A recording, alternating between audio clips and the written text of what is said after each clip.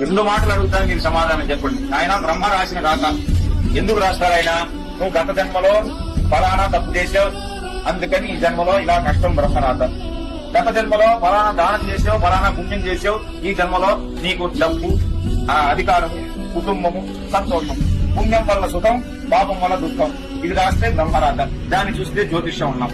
బ్రహ్మ రాసిన రాత, జ్యోతిష్యము, గ్రహాల పాలన, కర్మ సిద్ధాంతం, వీటన్నింటినీ తప్పించుకొని మన కష్టాన్ని, మన పాపాన్ని మనం దాటి సాధించగలమా? సాధనలో సాధించగలమా? గలమా?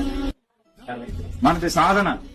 ఎలాంటి సాధన మన వాళ్ళు చేసేవారయ్యా అంటే, మార్కండేయుడు ప్రాణం పోతుంది అంటే, లేదు నాకు చిరంజీవిగా కావాలి, నేను సాధించగలను, నాకు ఆ దేవత ఇవ్వగలదు, బ్రహ్మ రాసిన రాతను తిరగరాయగలడు, నేను నమ్మేటువంటి దేవత అనే సిద్ధాంతం మనకు చెప్తున్నది. అలాంటి కర్మని దాటి మన కష్టాన్ని తొలగించుకొని